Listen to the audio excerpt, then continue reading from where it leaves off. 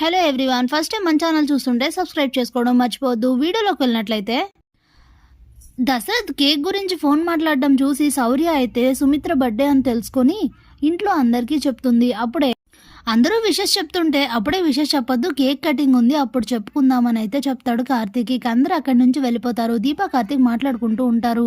ఏంటి బావా ఇది, నాకు ముందే చెప్పాలి కదా, అమ్మ బర్త్డే అని నీకు తెలిసినప్పుడు నేను ఏదైనా చేసేదాన్ని కదా స్పెషల్గా అని అంటే, సరేలే మరదలా ఇప్పుడు చెయ్యు అని అంటే, ఏం చేద్దాం, దక్షిణమూర్తి అతను పిలుద్దాం.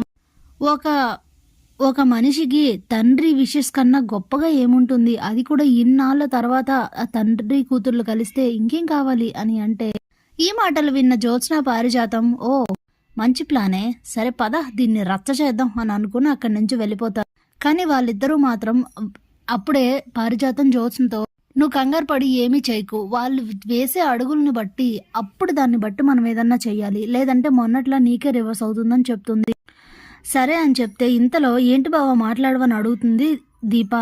లేదు మరదలా, ఇప్పుడు తాతను పిలవడం మంచిది కాదు, ఎందుకంటే తాత ఎలాంటి వాడో మనకు తెలీదు. ఆ విషయం పక్కన పెడితే మొన్న బ్లడ్ ఇవ్వడం విషయంలోనే చాలా పెద్ద గొడవ జరిగింది. ఈ రెండు కుటుంబాలు కలవాలని రాసుంటే ఎలా అయినా సరే కలుస్తారు, ఇప్పుడైతే వద్దు, ఇంకేదైనా ఆలోచించు అని చెప్తాడు. ఇక బాగా ఆలోచించి శౌర్యతో డ్రాయింగ్ అయితే వేయిస్తుంది దీప. కేక్ కటింగ్ టైంకి అందరూ రెడీ అయ్యి వస్తారు. ఆ కేక్ అయితే చాలా బాగా డెకరేట్ చేసి ఉంటుంది. ఎందుకురా ఈ డెకరేషన్లన్నీ అని సుమిత్ర అడిగితే, ఈ మాత్రం లేకపోతే ఎలా అత్త అని అంటే, కేక్ బాగుంది మనోడా అంటుంది పారిజాతం. బావ సెలక్షన్ ఎప్పుడూ బాగుంటుంది గ్రాని అని అంటుంది జ్యోత్స్న. చాన్నాళ్ళకు నిజం ఒప్పుకున్నారు పెద్ద మేడం గారు అని అంటాడు కార్తీక్. అవునత్త చెప్పడం మర్చిపోయాను, దీప అయితే నీకోసం ఒక బర్త్డే గిఫ్టే రెడీ చేసింది అని అంటాడు కార్తీక్. ఏంటి గిఫ్టా అని అడుగుతుంది సుమిత్ర. అవును అని చెప్తే అప్పుడే శౌర్య, అమ్మా ఇది నీ చేత్తోనే అమ్మమ్మకి ఇవ్వు అని చెప్పి ఆ వేసిన పెయింటింగ్ చాట్ని అయితే ఇస్తుంది. ఇదిగో అమ్మా నీ పుట్టినరోజుకి నా ఈ చిన్న కానుక, పుట్టినరోజు శుభాకాంక్షలు అని చెప్పి దీప అయితే సుమిత్రకి ఆ పెయింటింగ్ పేపర్ని ఇస్తుంది. ఇక ఓపెన్ చేసి చూడు సుమిత్ర అని అంటుంది పారిజాతం. వెంటనే అది ఓపెన్ చేసి చూసి చాలా సంతోషిస్తుంది సుమిత్ర. ఇక అందరూ కూడా ఆ చాట్ని అయితే చూస్తారు. తను దీప పుట్టగానే హాస్పిటల్ బెడ్ పైన పడుకొని ఉంటుంది. అలాగే పక్కన ఉయ్యాల్లో చిన్న పాప ఉన్నట్లుగా డ్రాయింగ్ అయితే వేస్తుంది శౌర్య. దాన్ని చూసి చాలా హ్యాపీగా ఫీల్ అవుతుంది సుమిత్ర. ఇంట్లో అందరూ సంతోషిస్తారు. జ్యోత్స్న పారిజాతానికి మాత్రం రివర్స్లో తగులుతుంది.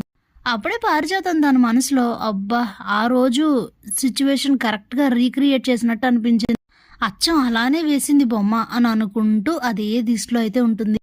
బొమ్మ చాలా బాగుంది అని అయితే అందరూ అంటూ ఉంటారు.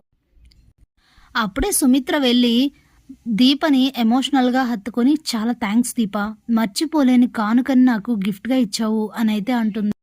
అది చూసి జ్యోత్స్న అయితే అస్సలు ఓర్చుకోలేకపోతుంది. అప్పుడే ఏంటి పేపర్ మీద ఒక చిన్న బొమ్మ గీసిస్తే అదొక పెద్ద మెమొరియా, అదొక పెద్ద గిఫ్టా అని అడుగుతుంది జ్యోత్స్న. ఇది నీకు కేవలం గిఫ్ట్ లాగా ఓ పేపర్ మాత్రమే కనబడుతుంది, కానీ ఇందులో ఏముందో నీకు అర్థం కాదు. నువ్వు పెళ్లి చేసుకుని రేపు తల్లివైనప్పుడు, రేపు ఎలా అయినా ఎవరైనా నీకు ఇలాంటి గిఫ్ట్ ఇస్తే అప్పుడు నీకు తెలుస్తుంది. ఈ గిఫ్ట్ నాకు మళ్ళీ నిన్ను కన్నా ఆ రోజుని గుర్తు చేసింది.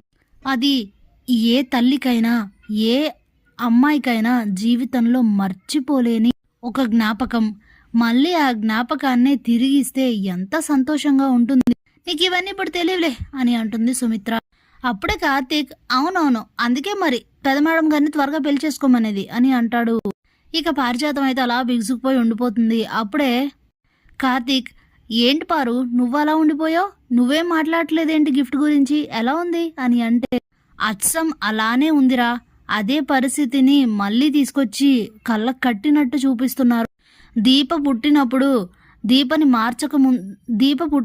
దీపని సుమిత్ర పక్క నుంచి మార్చకముందు ఎలా ఉందో, దీప అప్పుడు పుట్టినప్పుడు ఎలా ఉందో సేమ్ అలానే ఉంది బొమ్మ అని అంటుంది. ఒక్కసారిగా ఫ్యామిలీ అంతా షాక్ అవుతారు. ఇదేంటి గ్రాని ఇలా నోరు జారేసింది అనుకుంటూ ఉంటుంది జ్యోత్స్. అప్పుడే ఏంటి పారు అన్నావు అని అడుగుతాడు కార్తీక్.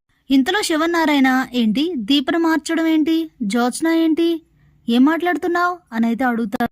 ఇక వెంటనే జ్యోత్స్న, అయ్యో తాత అయినా కొత్త ఉంది ఇందులో, గ్రాని ఎప్పుడు ఇలానే మాట్లాడుతూ ఉంటుంది కదా, గ్రాని మాటలను ఎందుకు సీరియస్గా తీసుకోవడం, తనేదో దీక్షలో ఉండి అలా మాట్లాడుంటుందిలే అని అంటే, అయినా నేను గుడికి వెళ్ళాలి, అమ్మ పేరు మీద పూజ చేయించాలి, ముందు కేక్ కట్ చేయి మమ్మీ, పద పద పద అని చెప్పి అందరినీ డైవర్ట్ చేసి కేక్ కటింగ్ చేయిస్తుంది జ్యోత్స్న. Thanks for watching.